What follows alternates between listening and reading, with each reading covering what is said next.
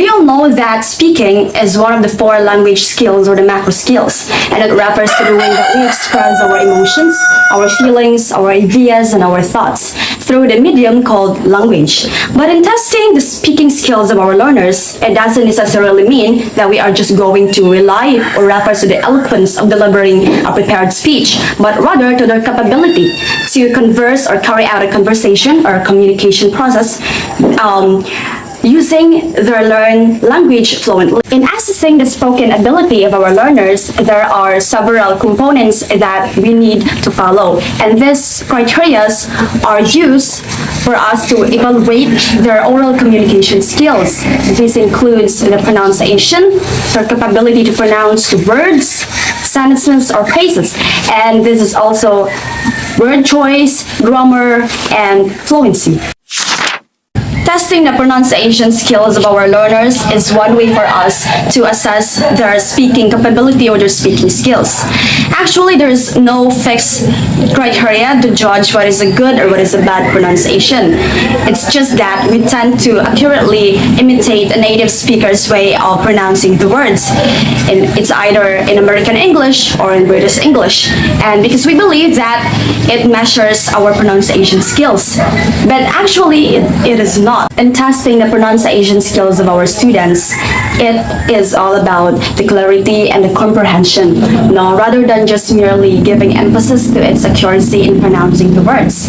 And actually, there is a standard that we need to follow, or a given criteria that we need to follow in testing a specific sound production. Like for the beginners, if you are a teacher and you are teaching the elementary students, then you can give them a test that includes recognition of the similar sounds, putting the proper stress of the words or sentences, or you can ask them to read in front of their classmates, like loud reading.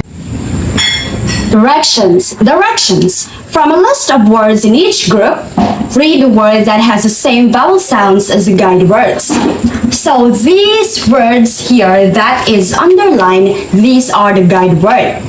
So this column, you are going to read, read the words that has the same vowel sounds as the guide word. And this second column, you are going to do the number 2. And then next, 3 and 4 and 5. Did you understand?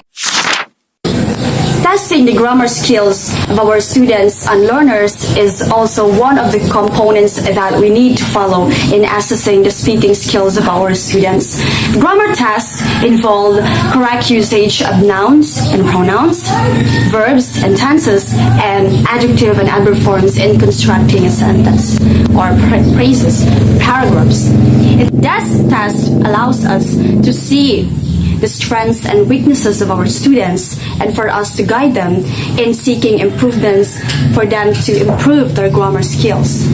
In oral communication, we can test our students' grammar skills through several techniques like sentence conversion and answering questions. So, directions. Read the following statements aloud and change the questions answerable by yes or no. So, you are going to read the sentence in front of your classmates and you are going to change that to a question that is answerable by yes or no.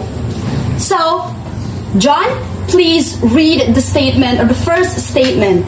Read it aloud and change that to a question that your classmates can answer if it is yes or no.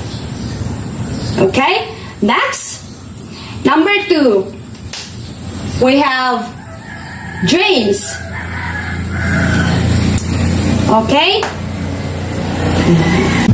Now that you have done the first activity, let's have a second activity. So the direction is stated that go back to sentences 1 to 5 and change each into a question using the following question words. The who, where, what, when, how. So I'm going to call one of you to come here and change the first statement into a question using the question word who. And then the next, are asking your students a question and you are going to let them answer it, and it's also one way for us to test their grammar skills. Like these questions. So directions: answer the following questions properly. So I am going to call one of you and read the first question and answer it in front of their classmates. Next, and then so on. Okay, now I guess everyone is already apprised with what speaking is, including its essence and some types of its tests that we can administer to our future students in regards to testing their speaking skill. And now let's proceed to another type of test that we can also use to assess our students' speaking skill. And this is what we called testing word choice. Now, in testing word choice, we are just basically going to test or assess our students' choices of words, because it's said in here that one's choice of words eventually reflects his or her level of proficiency. So, by testing the word choice of our students, we can also know the level of their proficiency, whether they might be at the beginner, at intermediate, average, or expert, master, so on and so forth. Now, in testing word choice, it's said in here that the richer the vocabulary is, the more proficient the learner is expected to be. So it's not just only speaking that we can obtain the skill of speaking, but also vocabulary. And what is vocabulary, by the way? So vocabulary just equates to words, the amount of words that we know in our arsenal. So the richer the vocabulary is, or the more the vocabulary is, the more proficient one likely to be with the said language. So if one knows many words, then he or she is likely proficient with the language as well. So in this sentence, we can also accord this to what we call as language proficiency. So when we say language proficiency, it is basically just the knowledge about the language, not only the knowledge, but also the ability to apply the knowledge, that knowledge of the language in various social contexts. Because there are those people out there who excel in speaking but cannot express himself or herself in writing, while there are those people who can express himself or herself best when it comes to writing but not actually in speaking. And that is also what I've said at the very beginning in regards to Howard Gardner's multiple intelligences theory. And now, in testing word choice, we need to be cautious when it comes to these two concepts. We have lexical relations and word class. Now, in lexical relations and word class, we must know about these two concepts because this is the prerequisite in order to test our students' word choice. Let's start first with lexical relations. What is lexical relations, by the way? So, lexical, we can also associate this with vocabulary. So, lexical itself, or lexicon, it is also what we call as mental grammar. The different vocabularies that existed inside our brain, that is what we call as lexical. And we have the relation. So since lexical refers to words and relations, meaning we are seeing here the relationship between words. So in lexical relations, we can often accord this into its two main types. We have the synonyms and antonyms. And I'm sure that these two are already not bizarre thing that we have heard, because most of our teachers really required us to have synonyms or antonyms with many words. So what is synonyms or antonyms, by the way? So synonyms, from the word itself, same, is just the similar connection between two words. Two words being the same. It's not basically like two words having the same meaning, but as long as there is a similar connection between two words, we can associate that with their synonyms. And now let's go on to antonyms. Antonyms differs from synonyms. When we say antonym, it is the differences. We are looking at differences between two words. And so it is really important that we must also know the lexical relationships between two words, because how can we test the word choice of our students when in fact they don't know the connection at all between words, right? So that is why at the very first point of instruction, we must teach our students about lexical relations. And now let's go on to word class. Word class, I've recently learned this term, but this is just basically referring to POS, or parts of speech. And I'm sure all our teachers from elementary, high school up to college, they always taught us about parts of speech, right? Nouns, pronouns, verbs, adjectives, adverbs, prepositions, interjections, conjunctions. The teachers would teach us one by one, and they could really see the importance or the need for us to value parts of speech, because after all, parts of speech are very important when we are composing a sentence. So we must also know about the word class, because it's not just words that we are testing in here, but also how students use words in a proper sentence, whether the sentence might be coherent, cohesive, or not. And now, in testing word choice, we basically have two types of tests in here, and I will explain it to you one by one. So let's start first with word substitution. Now, in word substitution, from the word itself, substitution, we are just basically replacing or substituting word from another word to another word. Now, in this type of test, we have the directions first, and it's really important that we must also write the directions first before the main test, for our students to be guided on what they will do with the certain test. Now let's have the directions. Read the sentences aloud and substitute new but appropriate words to underlined words. So in here, basically, we have underlined words. So you can see we have underlined words in here, right? And what we're gonna do is just to substitute the words that are being underlined. And of course, when we are substituting the words, we must also see to it that the word or words that we are substituting must also be related to the word that we are to substitute. And that is why I've said at the very beginning that we must teach our students first with lexical relations on word class before we can really proceed to administering them to this type of test. So let's have an example, okay? So first sentence, life in the city is tedious. And now we must use our cell phones or tablets or dictionary so that we can really see the meaning of the words that are being underlined. So what is tedious, by the way? So tedious, but according to Merriam-Webster, is an adjective. Of course, it's an adjective, and it means too long, slow, or dull, tiresome, or monotonous. So just by these words alone, like long, slow, dull, tiresome, or monotonous, we can already substitute that with the word tedious. So we must know the synonyms of the word tedious first, or we can also associate it with the antonym. But when we are substituting the word tedious with the antonym, we must also see to it that the sentence itself, the meaning of the sentence, will not change. So if we ever substitute a word, we must see to it that the sentence will not change at all, because changing the sentence already means that the word you are substituting is wrong. Okay? So in the word tedious, we can associate that with the word dull, tiresome, or brackish. Brackish. Is it your first time hearing this word? It is also my first time finding out about this word. Brackish also means tedious, like being dull, or being monotonous, like bland. Or we can also associate this with the word insipid. Right?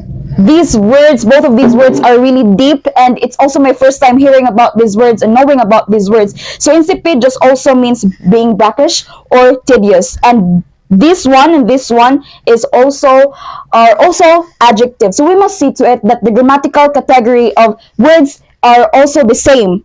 So substituting adjective with another adjective, or substituting a noun for another noun, or verb for another verb. Okay? Now let's go on to the second sentence. You need to wake up early every day to avoid traffic congestion. So the word that is being underlined in here is every day. And we can associate that with the word as usual. As usual. Every day. As usual. When I say usually, then you are doing that regularly. You are doing that every day, right? So you need to wake up early as usual to avoid traffic congestion. It doesn't change the meaning of the sentence at all, and the sentence itself is still coherent and cohesive, even changing or substituting the original word itself. And now let's go on to the third one. Going home is also a problem, especially if your last class is late. So problem, an issue, right? We can substitute that word with an issue, or better yet, challenge. Okay? Challenge is just a simple word, right? But it makes the sentence more flavorful, or I guess more or it gives sentence more color when we will say challenge rather than a problem, because problem is a common word, and when we want a new flavor in our sentence or in our composition, then we can associate the word problem with challenge or an issue. Next is you have to stand in line for long before you can get a ride. Now in here, stand in line for long, this is not a word but this is a phrase. So in testing word choice, it's not only the words again that we are testing but also the phrases. That is why we need to be familiar with the structure of a sentence, from subject, verb, direct object, indirect object, object of the preposition, so on and so forth. So since this one is as a phrase and we need the phrase to be substituted with a word, so we can accord this one with stand in line for long. So when you're standing in line for long, meaning you have to, how will you pronounce this one? How will you pronounce this one? Is it Q, que? Right? Oftentimes people will usually say this as que, but it's not, it's Q. Just basically Q. So when you are standing in line for too long, meaning you have to queue, meaning you have to really queue in that certain area for you to get a ride, right? Now let's go on to the fifth sentence. Even if you are lucky enough to find a seat, you still need to wait hours inside a jeep or a bus that moves and stalls every so often amidst a tangled traffic. So we have many words that are being underlined in here. So let's go on them one by one. We have the word lucky. Now in word lucky, there's so many synonyms with the word lucky, right? But we can just associate this with this basic, with its basic synonym, fortunate. When you are fortunate, then you are lucky. And next one is ours. Now in ours, we can further associate this with the word a long time. Okay? A long time. Ours do not necessarily has, what do you call this, a synonym, because ours itself is a noun and it's really hard for a noun to get its synonyms, unlike with adjectives. So that is why we need to have the word a long time. Ours, meaning you have to wait for a very long time. You have to wait hours. Next to that is moves and stalls. So moves and stalls, we can associate this with the word continues and passes. Moves, it is eventually synonymous with the word continuous, and stalls eventually is synonymous with the word pauses. So instead of moves and stalls, you can say continues and pauses. Amazing, right? And last but not the least is the word tangled. Now in word tangled, we can associate this with its synonyms, intricate and labyrinthian. When you say tangled, it's very congested, like it's very complex. You can't really go because of cars or motorcycles or different types of vehicle piling up. And that is why tangled traffic also means intricate or labyrinthian topic, because in labyrinth you can basically go out since you don't know the way, as well as intricate, you can't know how to exit such a way if such a way as well is very intricate. And we can associate that with the word tangled. Now, this is the first type of test in regards to testing word choice. And as you can see, it's a very simple test. You will just have to substitute a word for another word, or a phrase or a word to a phrase. And now it's really, as what I've told you earlier, it's very important that we must know the lexical relations or word class of a word. And by the time that we substitute a word, we shouldn't see to it that the meaning of the sentence will also be changed. Because if it's like that, then you are substituting the wrong word. Okay? Now let's go on to the second one. So this is the second type of test.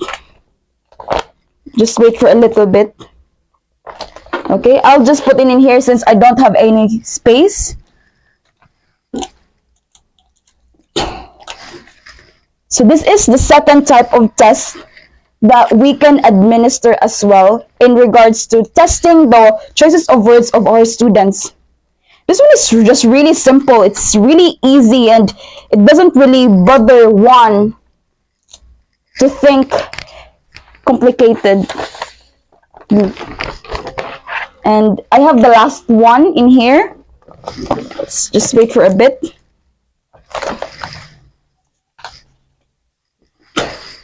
Can it be seen? Oh, it can be seen in the frame. Okay. Okay,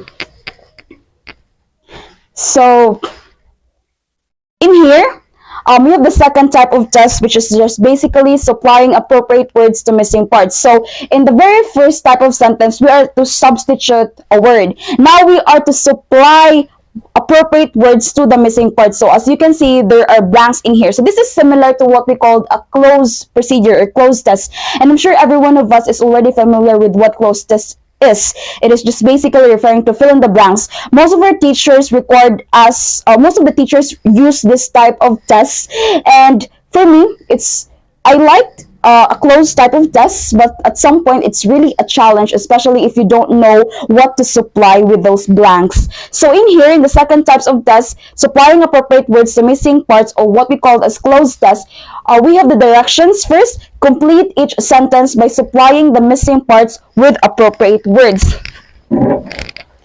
So we are to complete each sentence by supplying the missing parts with appropriate words. As you can see, there are many blanks in here.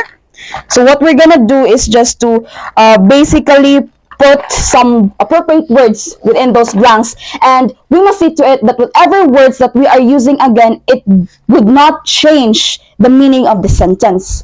So we have in here.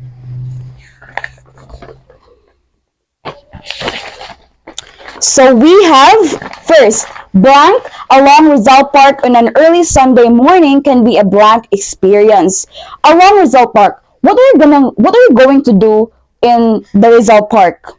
What are you doing there? What is your purpose of going there? So we can see that along Rizal Park, since it's a place, when we are going to a place, we are certainly going to stroll.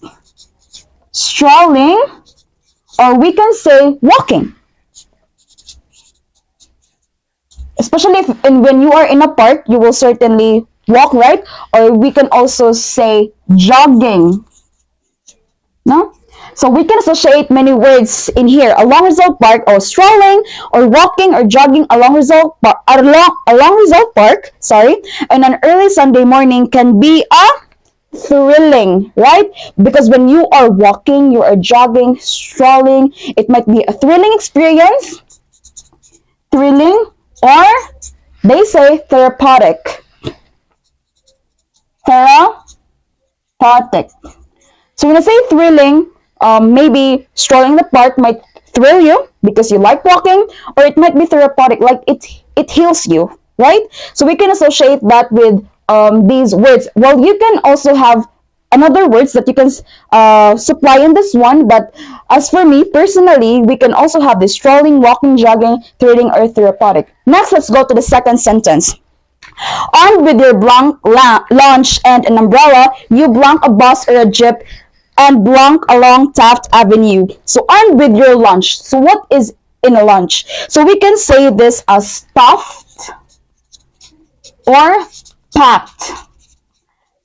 When you say packed lunch, meaning the lunch itself is full. Like the lunch itself is complete with the rice, with the viand, so on and so forth. And an umbrella, you need to ride.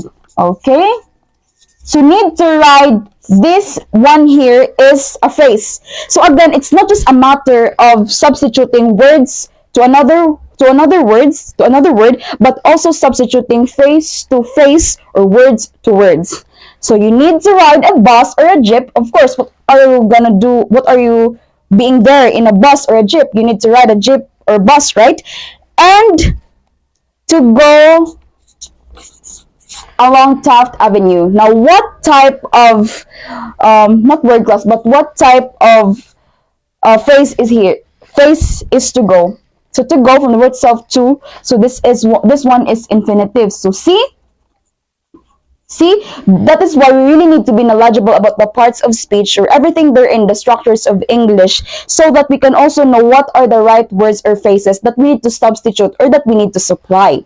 Now let's go on to number 3. You blank walking from the giant map of the Philippines to the blank of Rizal to the Quirino grandstand blank of the inauguration of many of our blanks. See, there are so many blanks that we need to fill in. Now let's start it one by one. You blank, you should be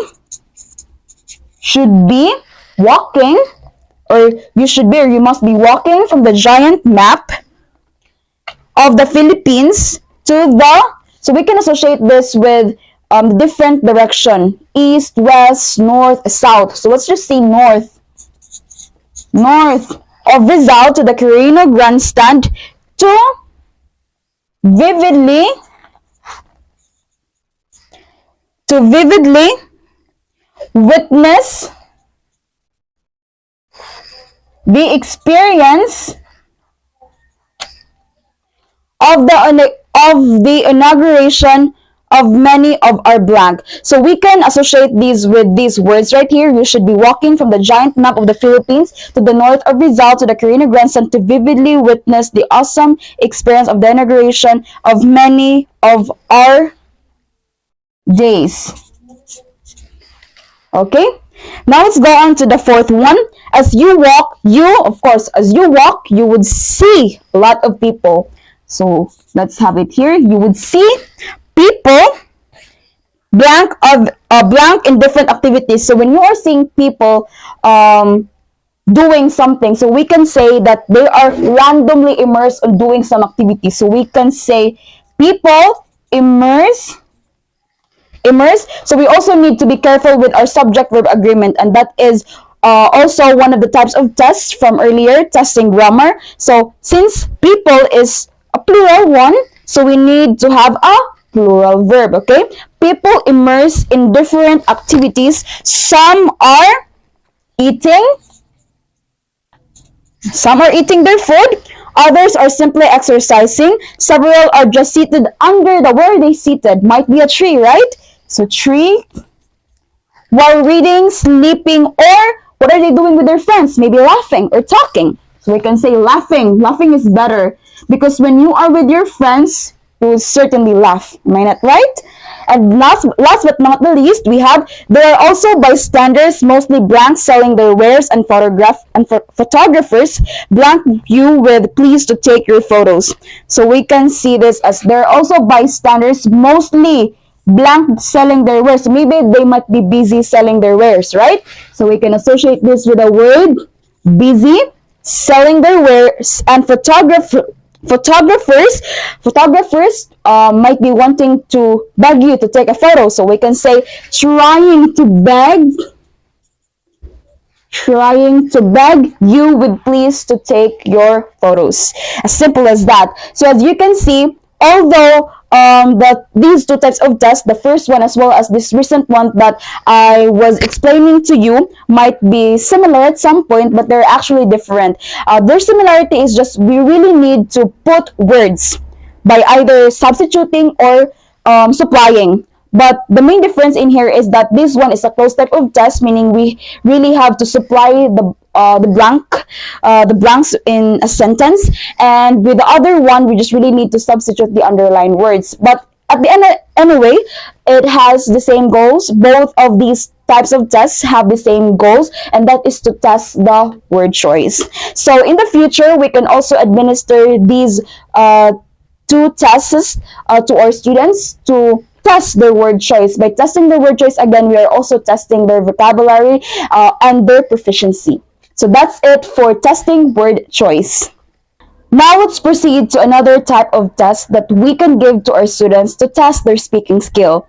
And this test is what we called testing fluency, or testing the ease and speed of the flow of speech. So in speaking, it is also important that we must also test the students' fluency when it comes to speaking the language, especially that these days students do not really have any confidence when it comes to their communication skill. So it is also important that we must test their confidence when it comes to speaking, so that we can also test likely their fluency with the said language.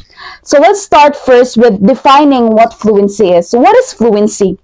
Fluency is just a general term for the clear, smooth, and effortless use of language in writing or speech. So fluency doesn't just exist merely in speaking, but also in writing. So in writing, might be one is likely fluent in writing when he or she or when the person has a clear, smooth, and effortless use of language. While in speaking, it is very obvious that when one speaks clearly, smoothly, and effortlessly, then he or she is likely fluent with the said language. So fluency also comes from the Latin word fluere. I don't know if I'm pronouncing it right, but it is but I guess from this word I can pronounce that as flowery or floor. Fluere, which means to flow. Means to flow in English. So by testing the fluency, we can also know how students we can also measure the students' flow when it comes to speaking. Now, in fluency, we have three types that we need to know. And these are syntactic fluency, pragmatic fluency, and phonologic fluency. So these three, as you can see, it's just these three belong to what we call the branches of linguistics, right? Syntactic from syntax, pragmatic from pragmatics, and phonologic with phonology. So we can really see that the branches of linguistics also has a direct connection with the testing of macro skills. So we can really see that by knowing or by exposing ourselves to linguistics, we are also exposing ourselves with the macro skills. So now let's define these three types of fluency. Syntactic first. Now, in syntactic fluency, this is just basically the ease with which speakers construct complex sentences containing linguistically complex structures. Because in syntax, we're talking about the study of sentence, right?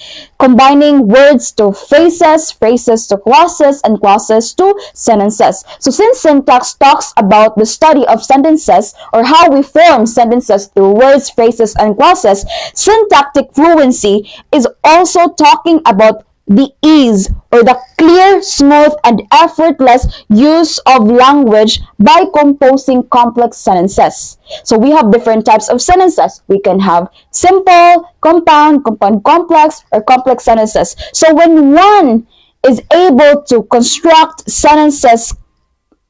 complex sentences coherently and cohesively, then he or she is likely syntactically fluent. But this syntactic fluency mostly exists in writing. Well, in speaking, yes, we can construct sentences, but I guess syntactic fluency works best in writing. Now let's go on to pragmatic fluency. So what is pragmatics, by the way? Pragmatics is just basically the practical use of language. How one knows to use language in various social contexts, we are talking about with pragmatics, okay?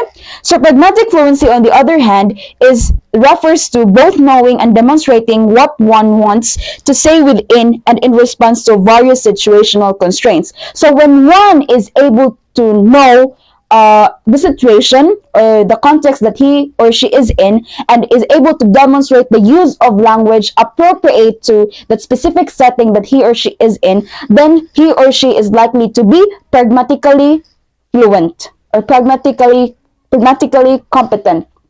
So, for example, when you are in a church, of course, a church is a sacred place, right?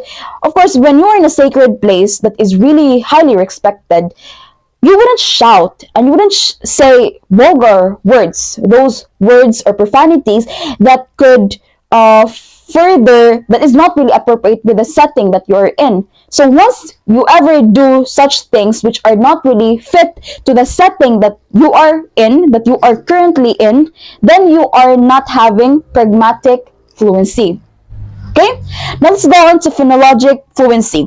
Phonologic fluency, from the word itself, phonology is just the study of speech sounds or the sounds itself. In sounds, we have the auditory, we also have the articulatory, or we also have the acoustic.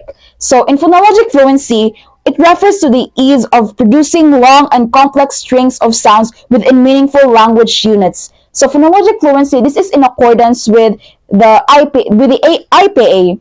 IPA means International Phonetic Alphabet. So although in the standard English alphabet we have 26 letters, but actually in regards to phonology, there are many sounds that we can use with the letters itself. So based on my knowledge, from what I've just learned, we have maybe 44 letters, 44 sounds that we can say with the letters in vowels and in consonants. And I've also experienced doing some of the like known or common sounds in the IPA just last month, and it was really hard. It wasn't just easy uh, because some of the sounds might be the same when we tend to pronounce them, but they're actually different. Just a slight inch of difference. But anyway, phonologic fluency is just the ability to produce long and complex strings of sounds. So when you are phonologically fluent, you are also able to produce sounds with clarity, smoothness, and effortlessness. Okay, because there are those people out there who would eat their words when it comes to speaking, especially those types of people who tend to talk fast, just like me. I tend to eat my words, and by eating my words, when I talk to someone, they could not understand me because I tend to talk fast, and they could not really get the general gist of what I'm talking about since I tend to eat my words. Yeah. And so in fluency, we also need to accord the ease and speed of the flow of speech. We need to be cautious with the ease and speed of our flow of speech. So in testing fluency, unfortunately, there is no standard test that we can administer to our students, because although fluency refers to the ease and speed of the flow of speech, speed alone does not guarantee fluency. My instructor, there is this one instructor that always would tell us that fluency is more than speaking, and speed and ease alone do not necessarily guarantee that you are fluent with a said language. Because there are those people out there who talk fast. Yes, they can talk fast, they can talk fluently, but then they tend to stammer or they tend to stutter. And by the time that they stutter or stammer, they are not fluent with the language at all. Imagine that, just by a small mistake of stuttering, you are already not fluent with the said language. And that is why there is no really standard tests that we can administer to our future students when it comes to their fluency, especially like the general idea about fluency, since it is difficult to measure as to what speed is sufficient or insufficient. And just like what I've told you earlier, there are those some circumstances or scenarios where one talks fast, but that someone tends to stutter, or when one talks, yes, someone talks slow, but what he or she is talking is just generally nonsense, especially in regards to English native speakers. And this is also common with beauty pageants. So when you are watching a certain beauty pageant in USA is a very dominant when it comes to speaking English. They are English dominant, and they are also in the inner circle, right? Inner circle of the Catchers concentric circles. And since they are the inner circle, meaning they are the main provider of English, including the structures that we are right now, everything that we are studying, they are basically providing us with those things that I've talked to you earlier. So when you are watching a beauty pageant in America, perhaps some of them really speaks English well, but they do not correspond to the question. So they might be grammatically competent, but they do not have what we call as discourse. So you will see those typically, or even English native speakers, although they might be fluent in our eyes, but when we are to construct them as linguists, they are not being fluent at all. So it's really important that in fluency, it's not just the ease and speed that we need to assess, but also the content or the knowledge itself. Okay, so that is just about this testing fluency or ease and speed of the flow of speech. One thing though that we can test our students is might be through reading. Reading itself also enunciates fluency. Well, there is no standard criteria on how to test fluency. We just need to realize that under the macro skill of speaking, fluency is a really important concept and aspect that we need to test to our students as well. So whether what type of test that you will administer to your students in regards to their fluency. As long as its main objective is to really test it, then that's fine. That is just about testing fluency or ease and speed of the flow of speech. Now, I'm going to report my part, that is testing comprehension. Testing comprehension refers to the measurement of a person's ability to understand and process information quickly and accurately, where it measures how persons can quickly respond information quickly and accurately. This assessment may involve testing the individual's reading, listening, and speaking skills, as well as their ability to interpret and respond to various types of information.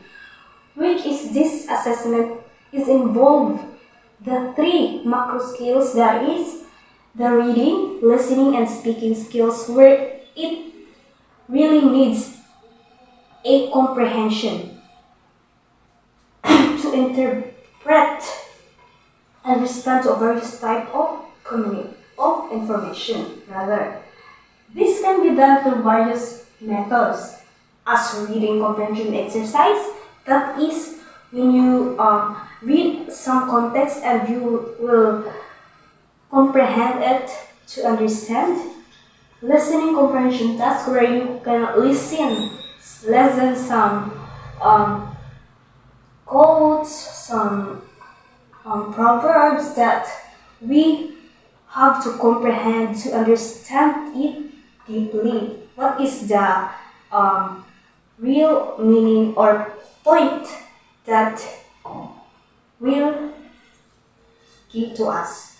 And or verbal questioning, whereas, for example, in my own understanding about verbal questioning is just like, for example, a Miss Universe question and answer, where it is all about verbal questioning. And overall, testing comprehension is an important tool for assessing an individual's ability to comprehend and process information, which is crucial for academic success and effective communication. So we're going to the evaluation scale for fluency allows for objective measurement of fluency in a specific language or skill set, providing a valuable tool for educators, employers, and individuals to assess and improve their fluency levels. So for us individuals, educators, for us to improve our fluency levels, we have to measure our fluency through evaluation, which uses a measurement of specific language or scale set. So, often connected when assessing language skills, when testing comprehension, it is important to consider how well an individual can understand and process the spoken language, as well as how they can express themselves in that language. This involves their fluency, which is measures of how smoothly and accurately they can speak the language. So, excuse me, since we are talking about comprehension, we have a three level of comprehension.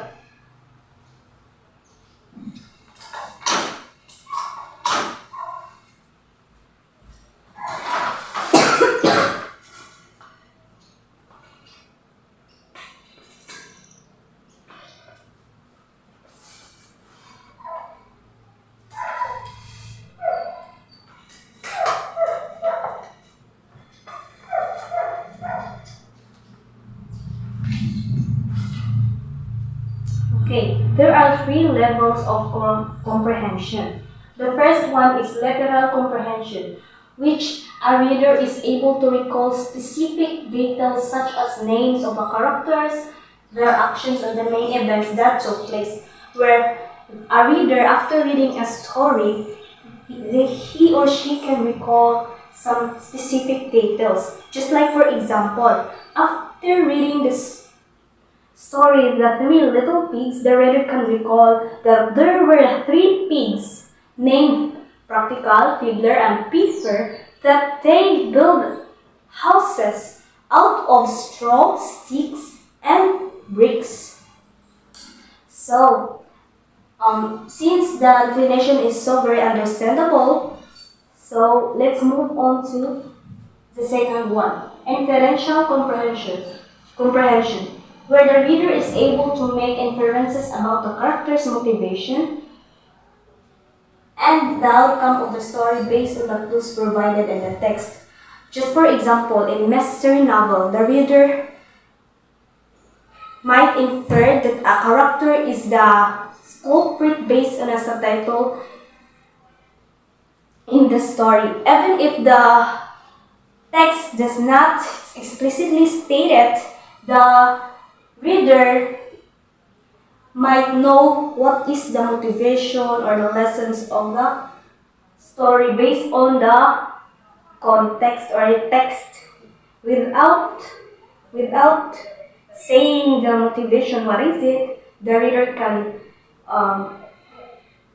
comprehend what is said.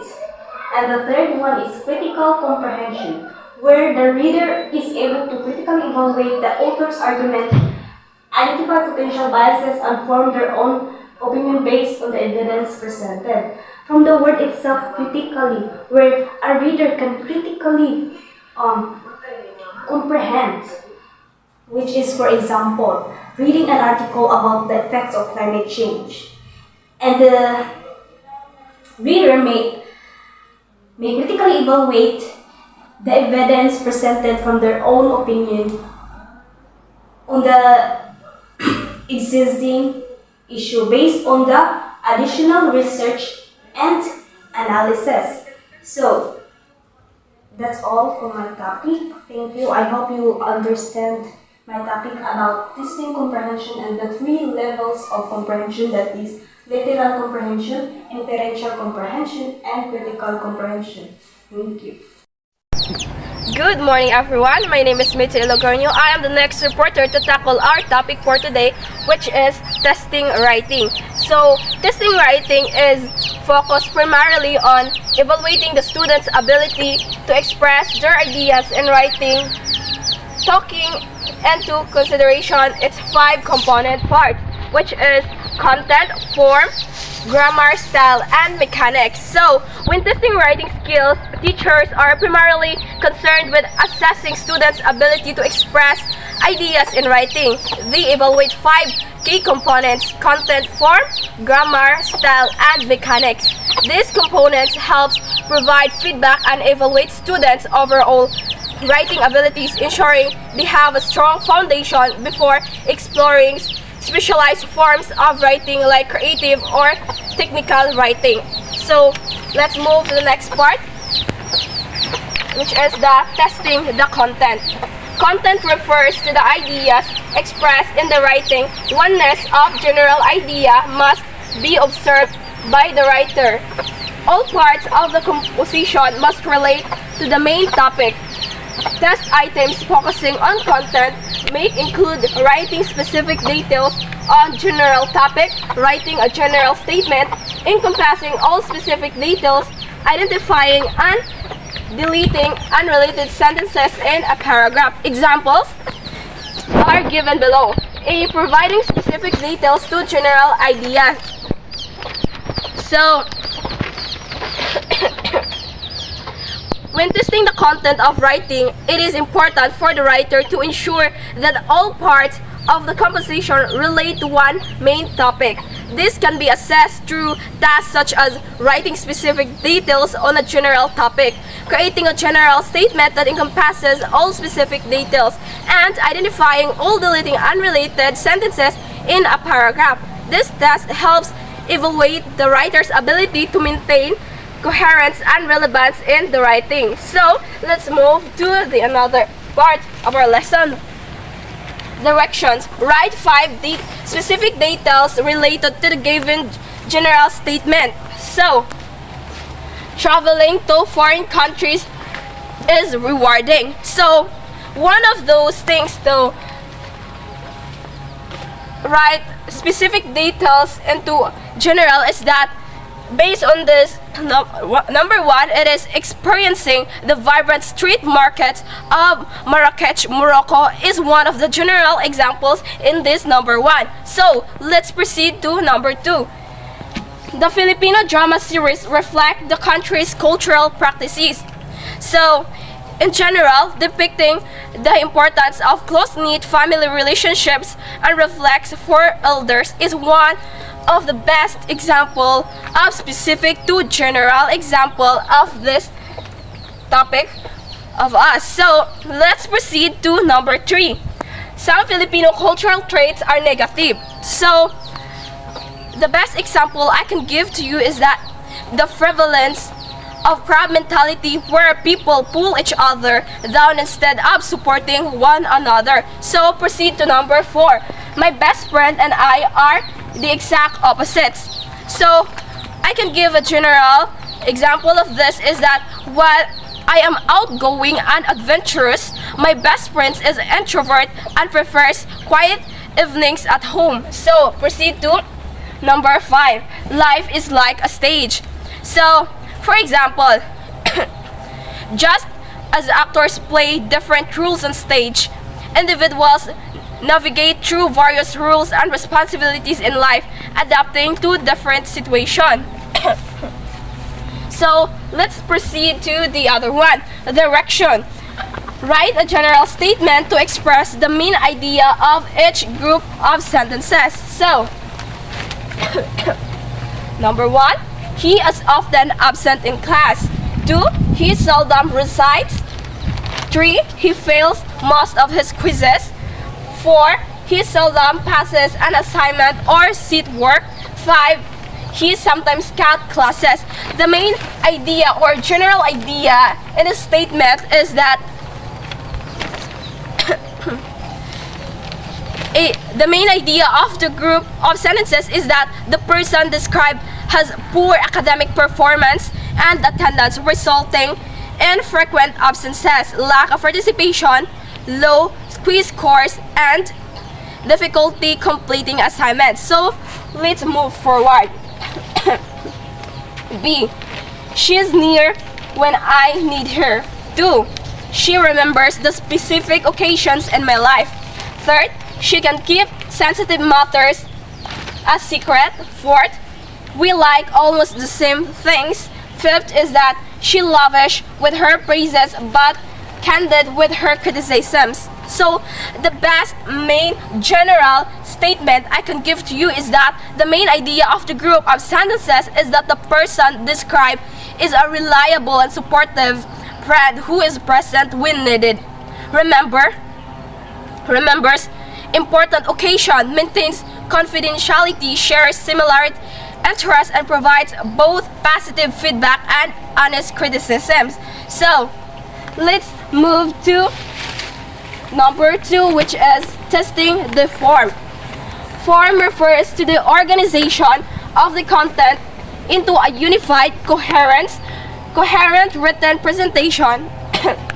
Tests of this type include ordering ideas into logical orders, chronological orders, spatial, inductive, deductive, and etc. Connecting ideas using appropriate connectors, using topic sentences at strategic points, and drawing up ideas into a clincher sentences. So, the best example I can give to you or explanation is that testing the form in writing involves organizing content in a clear and cohesive manner. This includes arranging ideas logically, such as chronological or spatial order, and connecting them with appropriate connectors like however, therefore, or in addition.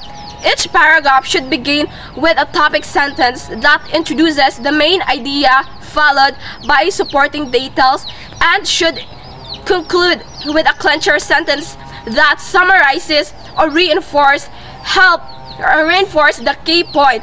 This structured approach helps readers follow the flow or information, making the writing more comprehensible and engaging. That would be all on my part. Thank you. Hello class, good afternoon. Today I will discuss about the ordering sentences in logical order. So when we say logical, it's something that it involves numbers or the chronological order of the sentences. So okay class, can you please read the direction please?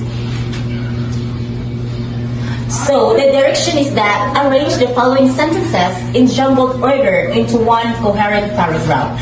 Place the letter corresponding to the first in the order in number 1 and the next number 2, etc. So it indicates the direction that in every sentence it will indicate the first sentence will be the number 1. So and the following sentence will be the number 2. So it means it also indicates that these sentences will make a coherent paragraph. That's why we have to arrange it from first to the last sentences to make a coherent paragraph. So to start with our discussion, I would like you to read the first sentences. So the first sentence is each leap year we add that day onto the end of February. The second sentence, because of this, every 4 years an extra day is added to the calendar so we don't fall behind in the natural cycle of things. The third sentence, the Earth's solar orbit takes 365 and a quarter days. In fourth sentence, in this way, the calendar is readjusted into the astronomical timetable. So we have to identify what sentences or among the 4 sentences will be the first or will be the first one or the first sentence happen in making a coherent paragraph.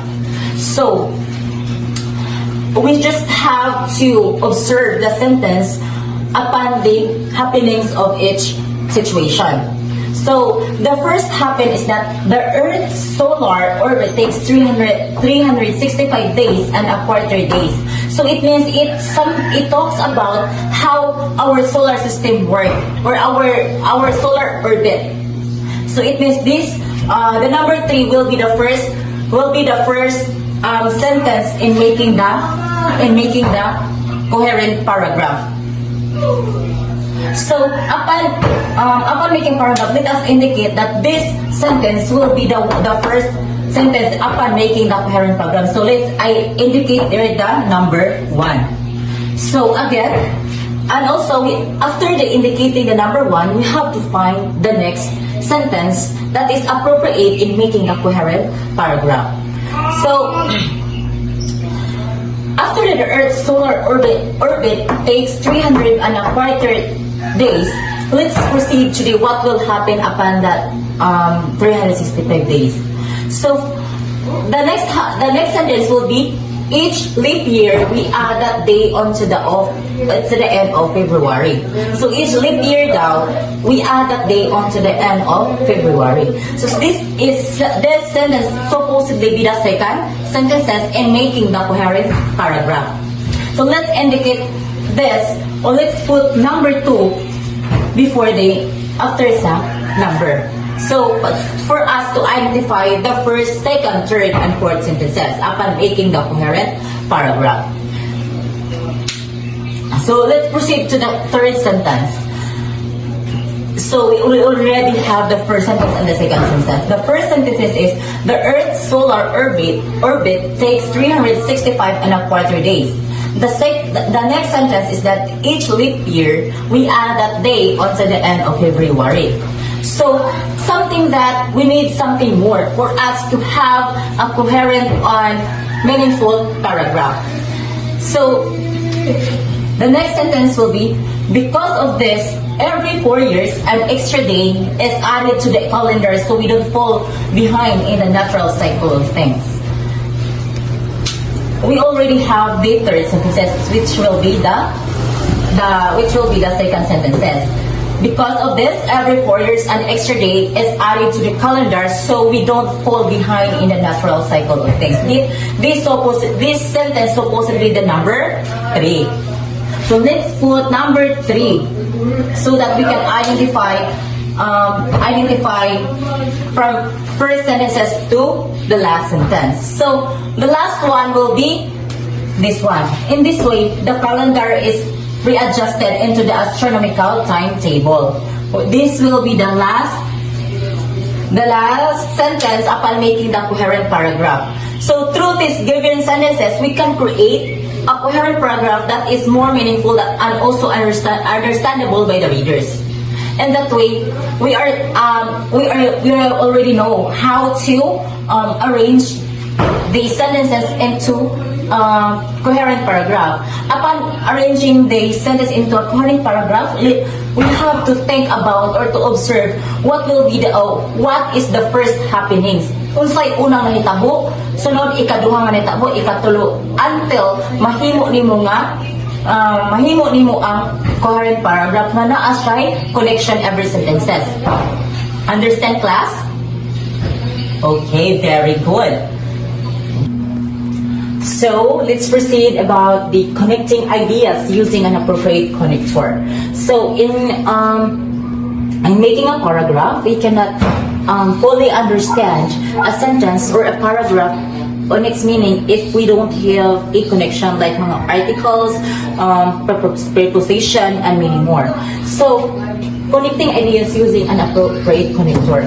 So, upon connecting any ideas, you have to use any connector. Like, for example, and, at, on, in, and everything. So, guys, so class, let's proceed about connecting ideas using an appropriate connector. So, I have here an activity. Can you please read the direction, please? So, the direction is complete the following paragraph by supplying appropriate words that will make the ideas clear and coherent. So, upon using any connector, it can make more understandable meaning, or the paragraph will understand the reader more clearly, understand the ideas clear and coherent. So, I have here the activity. Can you please read the activity, please? Okay, so the activity is, among the wonders of Jamaica is a body of water called luminous lagoon. By day, I have here blank. So we have to find the appropriate connector so that we can understand fully the sentence or the paragraph. By day, it is, let's put here it. It is a nondescript bay on the country's northern coast. So, by putting or by supplying the connector it, we fully understand that it is a nondescript bay of the country's northern coast. Understand? Okay, very good. So, let's proceed to the number 2. So, by, they're also blank here. So, we cannot fully understand if without the connector here. So let's put again. By that, let's put here by that. It is a marvel of nature. So because of the nondescript bay on the country's northern coast, it is a marvel of nature. Hindi ko ano siya og marvel of nature. So did you fully understand the paragraph? The paragraph, well, we already supplied the connector. Okay, very good. So, let's proceed. If you visit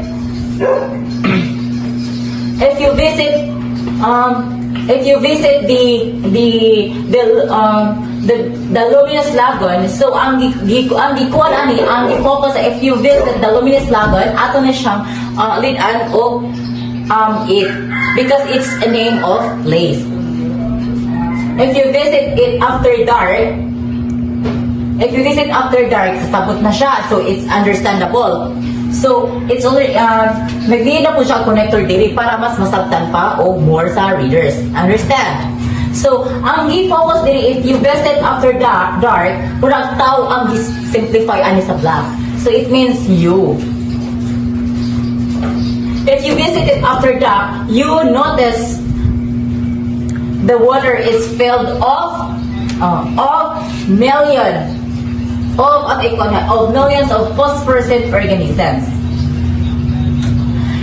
And then let's proceed. Another blank. If there is a movement, the water and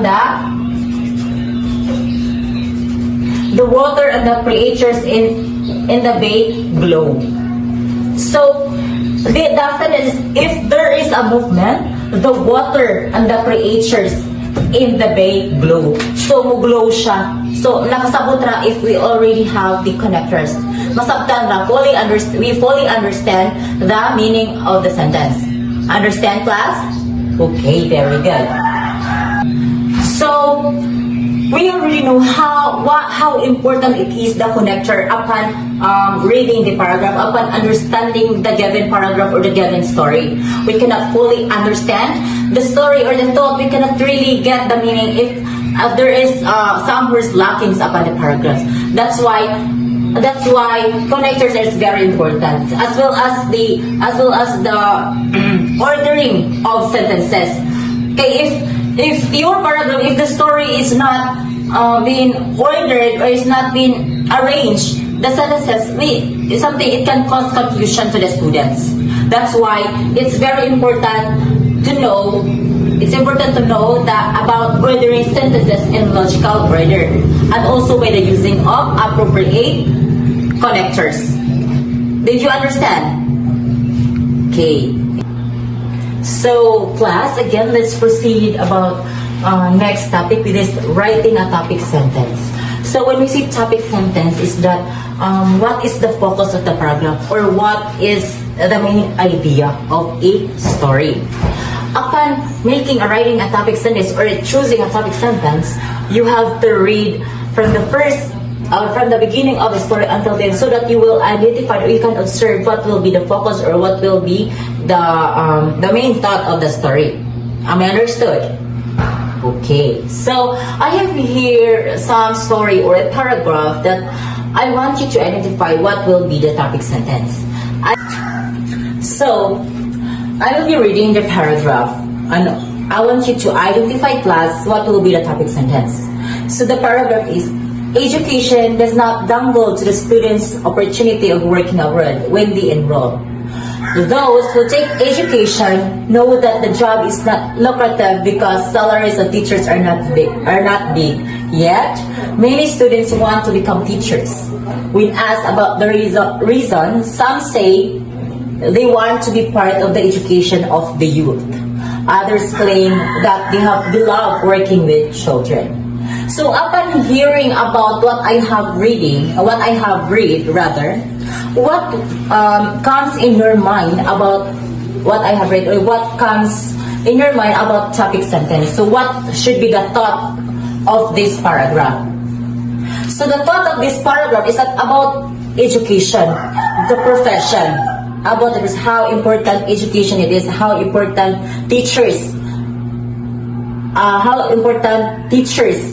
in our generations, how that profession affects the significance of teachers in the society. So upon giving the topic sentence, is you have to understand what is the main thought of the paragraph. So, or what is the meaning? So it focuses, the paragraph that I have read is that it focuses about the teachers, the work of the teacher, how important it is, how it gives value, or how it affects to other profession. So it means the topic sentence for this paragraph is that teaching is a noble profession. Teaching is a noble profession because it focuses about the job, or how important it is a teacher is the teaching, how it gives impacts to other profession. That's why it is important to know what is the main focus of the story for us to identify about the topic sentence. So for this one that I have read is that teaching is a noble profession because it focuses about the job of a teacher. How important it is of a teacher, how important teaching is to everyone. Did you understand, class, what I am discussing here? Okay, thank you.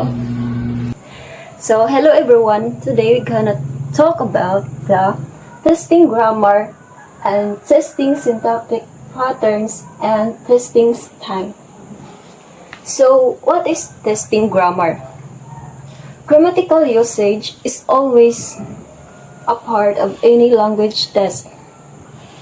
A proficient speaker or writer must have a good command of the language he or she using. A testing grammar is a test of grammatical forms and syntactic patterns. So, testing grammar is what we usually do as an education student. This is to measure if we have a reading comprehension or the ability to choose the best grammar or the proper grammar in a test. So, as on my research, I gathered that there are types of testing grammar. So, testing grammatical forms examples is one of it is the most common we use in every exams. So, it is the multiple choice test.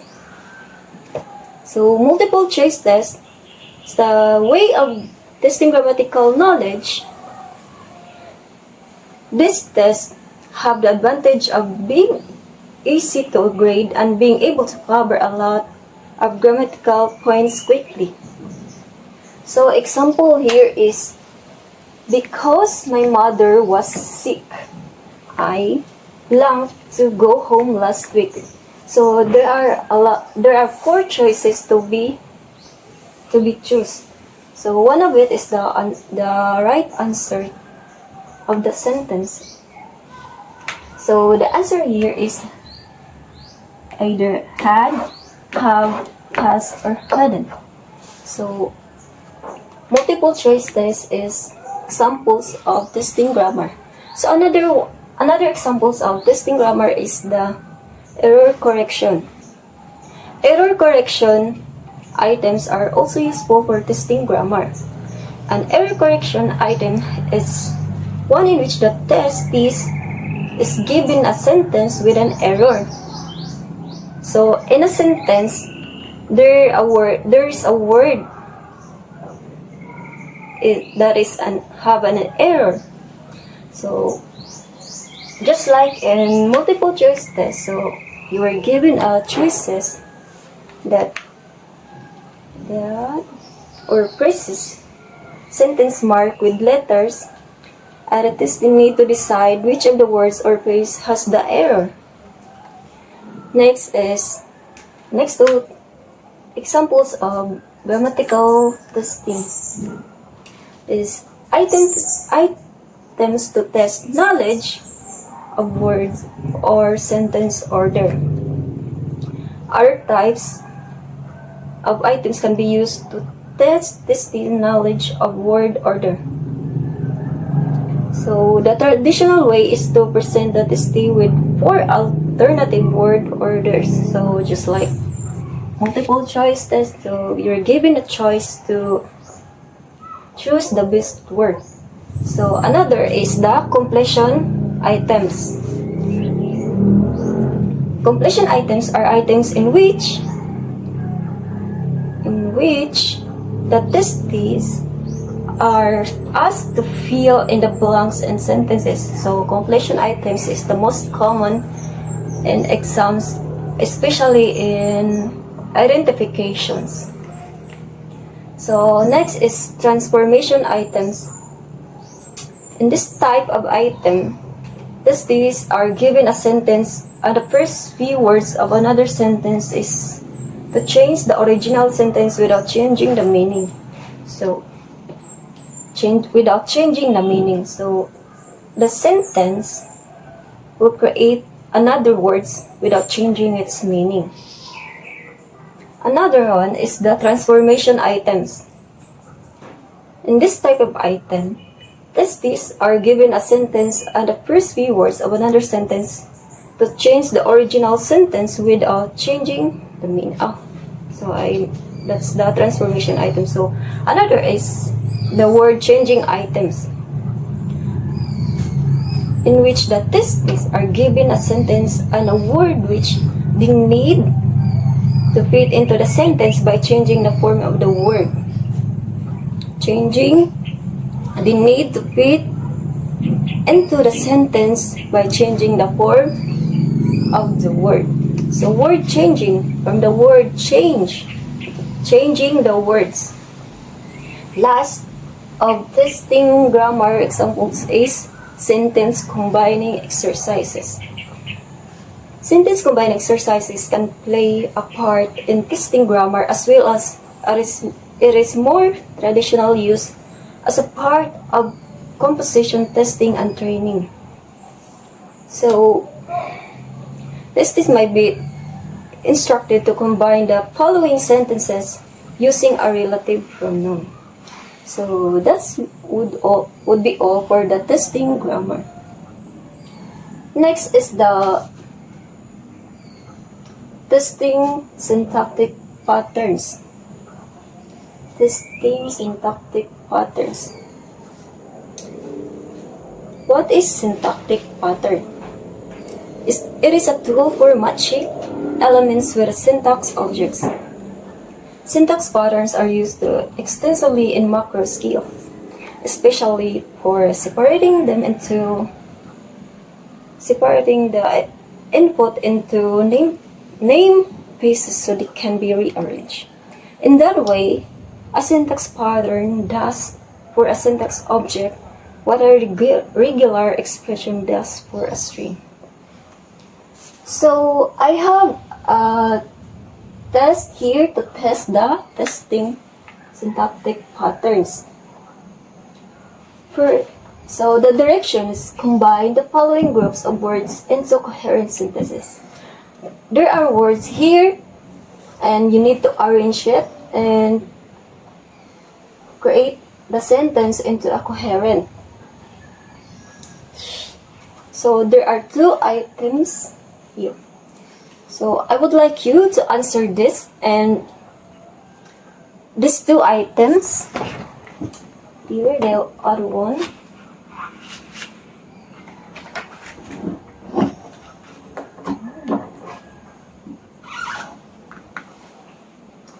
So I give you 5 minutes to answer. This is to measure if you're good in testing syntactic. So you already know what is syntax, so you can apply to it.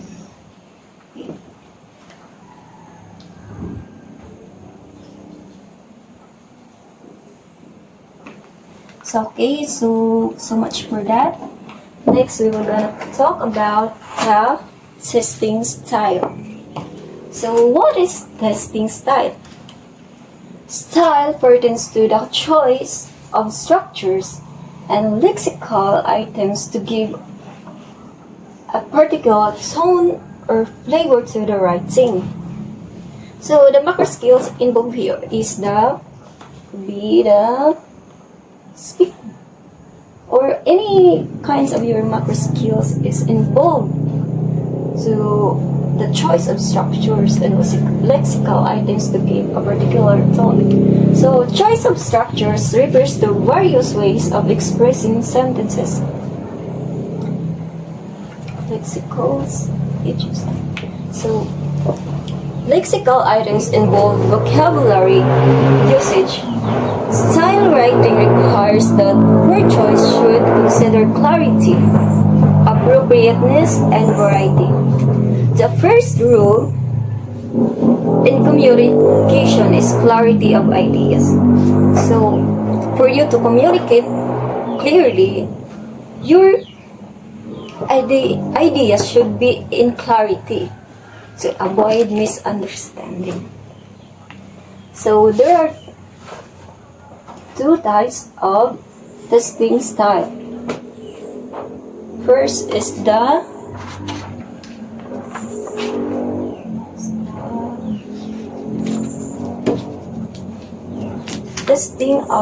testing variety of structures.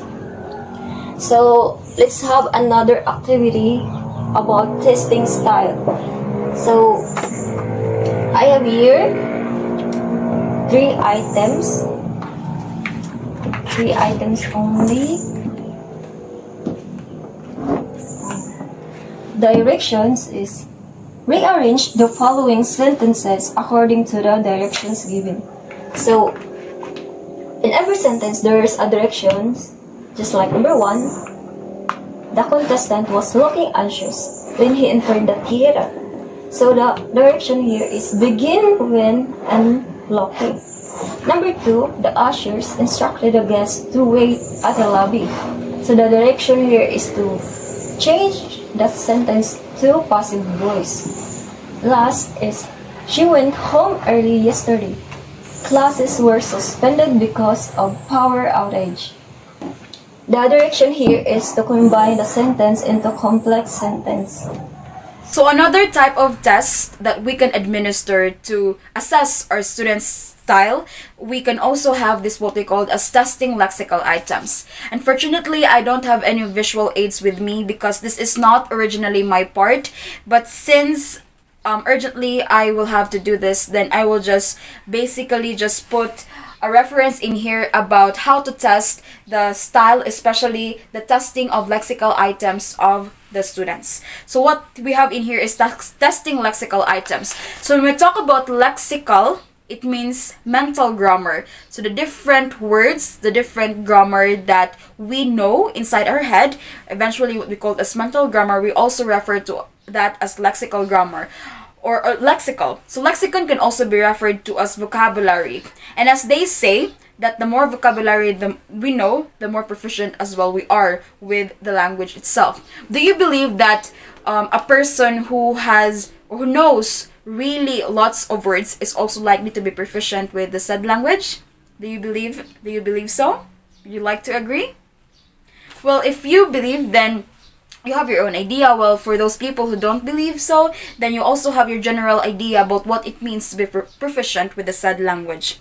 Now, in testing lexical items, there's no really definition about what type of test is this. But basically, when we are testing our students' lexical items, we're also likely testing their vocabulary. So we have in here the directions first. Let's read. From the given list, select the appropriate word to substitute for the word beautiful in the paragraph. Use each word only once. So we are to substitute words in the underlined words in here. So as you can see in the underlined words, it's just basically referring to the same thing. Beautiful, maybe a noun, an adjective, or an adverb. But it is just the same word, beautiful. And what we're gonna do in here is just to basically put words in accordance with the underlined words. And the as you can see in there's a sentence in here, right? Or there's a paragraph in here. And after the paragraph, there is this parenthesis containing the words that we are to substitute or we are to replace with the words that are being underlined. So let's start, shall we? So I was speechless at the sight of our new home. Everything looked beautiful. It was beautifully painted with a combination of beige and yellow. The grounds were enclosed by beautiful white picket fences. The first thing that caught my attention as I opened the gate was the array of beautiful flowers lining the pathway. Roses, daisies, carnations, gladiolas, and etc. There was a small veranda in front with a beautiful swing on the left and a coffee table with 2 chairs on the right. As I opened the beautifully carved wooden door, the brightly lighted living room greeted me with its beautiful chandelier hanging at the center. The walls were all made of glass covered with beautiful white lace and flowery silk curtains. All the other rooms in the houses, from the kitchen to the bedrooms, were furnished with beautiful furniture and beautiful wall decorations. The house looked like a showcase from a home magazine. So as you can see, the word beautiful in here is constantly repeated. While the grammatical categories are not the same, but it's just the same word anyway, like in here, beautiful in the first sentence, beautiful is an adjective, and then beautifully, it's the same word, but in the grammatical category of an adverb, and then so on and so forth. So let's start here by substituting the words below, like attractive, cozy, marvelous, intricately, freshly, arresting, expensive, artistic, sturdy, or colorful. Now, what I'm going to say is that when we are trying to substitute a word for another word, we must see to it that it is of the same equal grammatical ranks or grammatical category. Replacing an adjective word with another adjective word, replacing a verb with another verb, and replacing adverb with another adverb or noun with a noun. So we must not replace a word that is not even of equal grammatical rank. For example, when we are to replace an adjective, we shouldn't see to it that we would replace a noun to that word. Or when we are substituting a verb, we shouldn't see to it that we would also put an adjective. So we must have equal grammatical ranks or grammatical categories. Verb to verb, noun to noun, pronoun to pronoun, adjective to adjective, adverb to adverb. So let's start. We are substituting. We are substituting in here. So I was speechless at the sight of our new home. Everything looked beautiful. So we can see here that the word beautiful functions as an adjective. Everything looked beautiful. So we can associate the word beautiful with attractive. Okay, everything looked attractive. Next, it was beautifully painted with a combination of beige and yellow. So since beautifully is actually an adverb, that's why we need to associate this with an adverb word as well. So what are the words in this parenthesis that indicate adverbs? So we have the word intricately or freshly. So since in the sentence, freshly is much more appropriate than intricately, like it was freshly painted with a combination of beige and yellow rather than intricately, right? So we will use freshly in here. The grounds were enclosed by beautiful white picket fences, so we can have arresting. Arresting is just also means striking. So beautiful arresting white picket fences. The first thing that caught my attention as I opened the gate was the array of beautiful flowers. So we have many flowers in here. So when we see many flowers, it means colorful. Many colorful flowers. So that's why we have the array of colorful flowers lining the pathways. And there was a small veranda in front with a beautiful swing on the left. So beautiful swing. So when we are on a swing, it's cozy, right? It's really comfortable and it makes us relax. So therefore we can use the word cozy. Cozy, beautiful swing. A cozy swing on the left rather. And then as I open the beautifully carved wooden door, beautifully carved open door, we can say it is also an adverb, beautifully. So we can use the word intricately, because in a wooden door there are many intricate patterns or designs maybe. So we can use intricately rather than freshly, because freshly is already used with the other adverb in the upper sentence. So we need to use now intricately. Greeted me with its beautiful chandeliers. So chandelier, beautiful chandeliers. So when we would see chandelier, the first thing that comes to our mind is it's marvelous, right? So we will use the word marvelous. And next, with beautiful white lace and flowery silk curtains. So we can use in here, the walls were all made of glass covered with beautiful white lace and flowery silk curtains.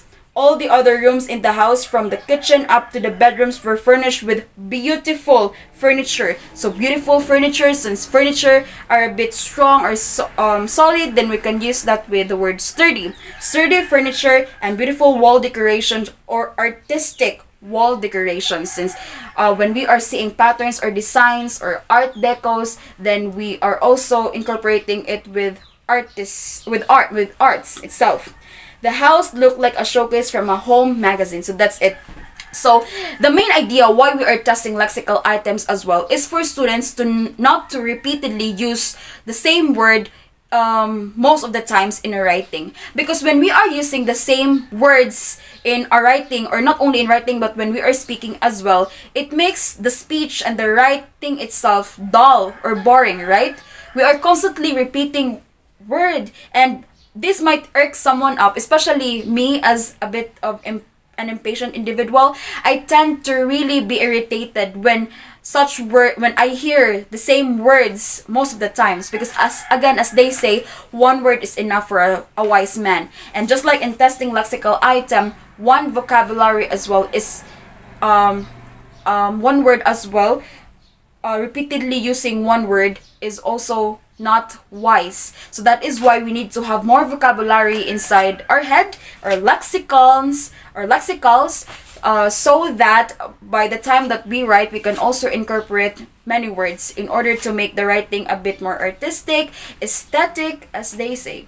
So that's it about testing lexical items. Now let's go on to the testing mechanics. So testing mechanics is also one of the ways for us to test students, especially in regards to all of the macro skills: listening, speaking, reading, and writing, most especially in writing and speaking. Now in testing mechanics, there are 3 general rules that we need to consider. We have punctuation, capitalizations, and abbreviations. So there are tests in regards to punctuation, capitalization, and abbreviation, and I'm sure that all of us are already familiar with what punctuation is, as well as capitalization and abbreviation. So although most of these terms are common, we still need to discuss it and explain it to you, because these are also prerequisite in order to test the mechanics of the students. So without much further ado, let's proceed to the certain types of tests about punctuation and of course capitalization and abbreviations. So I'm sure that everyone is already informed with what writing is, including its types of tests that we can give to our future students. Now let's proceed to another type of test. And this type of test is just very simple yet intriguing. So this test is what we called testing punctuation.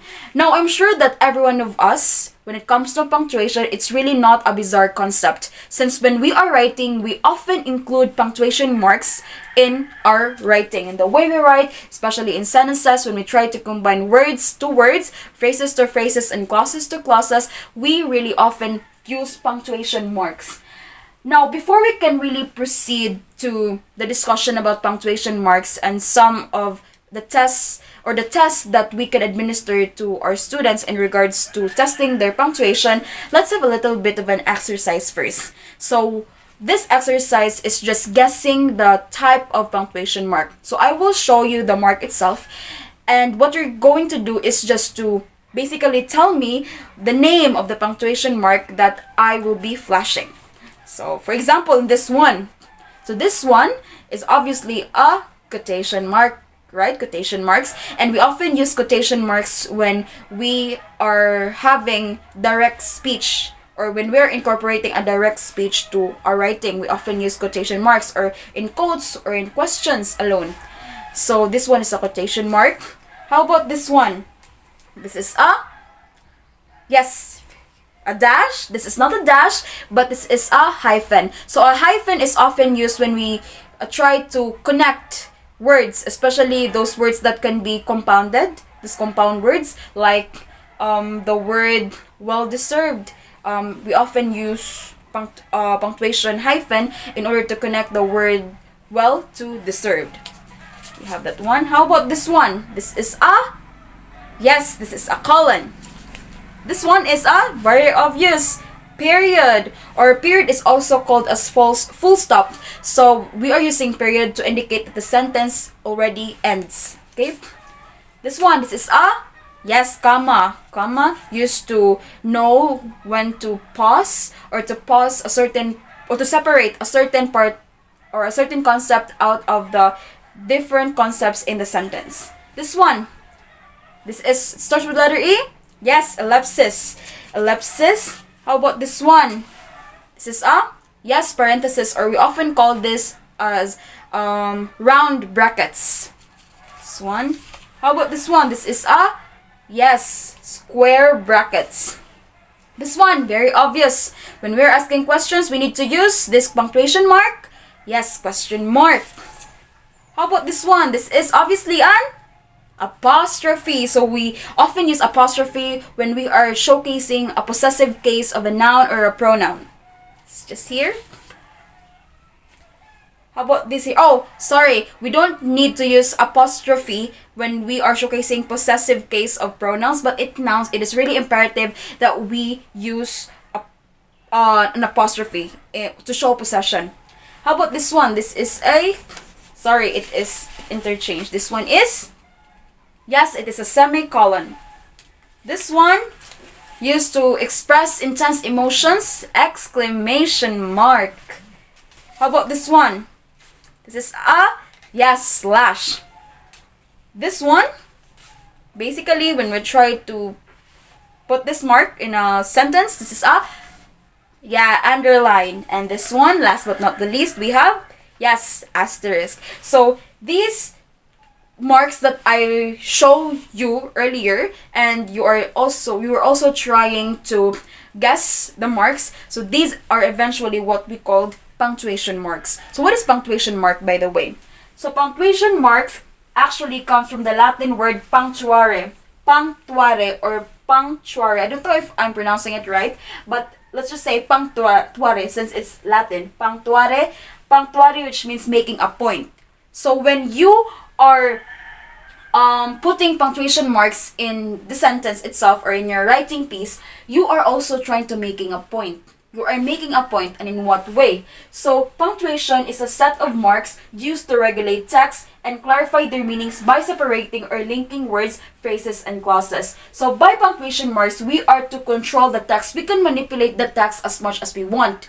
And how can we manipulate the text? Might be through using those set of marks to separate or link. So there are only two concepts in here by using punctuation marks: to separate such concepts, or to link or to connect such concepts, or the words, phrases, and clauses. We are to separate, or we're either to connect the words to words, phrases to phrases, or clauses to clauses. Now, the main goal of why we are using punctuation mark is to clarify the meanings of the sentence.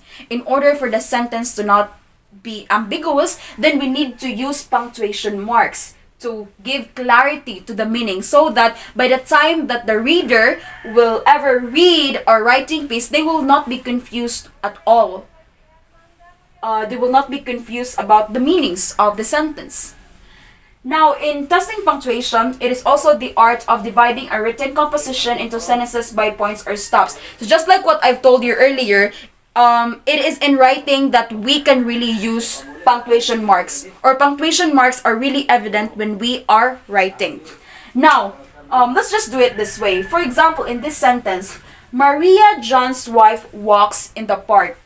So, if we are to exclude these marks, like this one, the comma, and this one, the apostrophe, we can say that Maria John's wife walks in the park is a very ambiguous sentence. It doesn't make sense at all, right?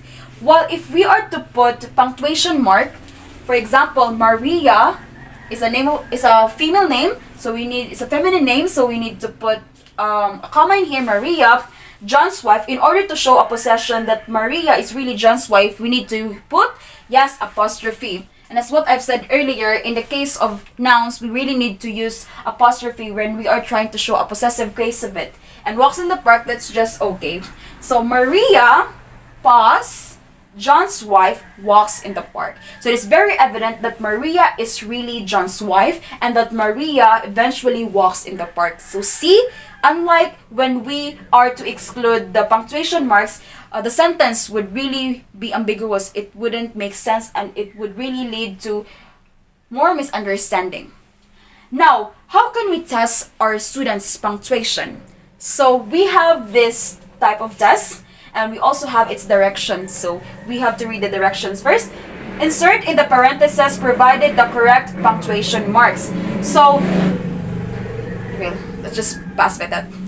So in this test, in this type of test, we are just to insert the right or appropriate punctuation mark in the parentheses. So as you can see, this is also a type of punctuation mark. We have parentheses right here, and we just have to supply the right punctuation mark. So as you can see, there are already marks in here, so I'll just explain it to you one by one.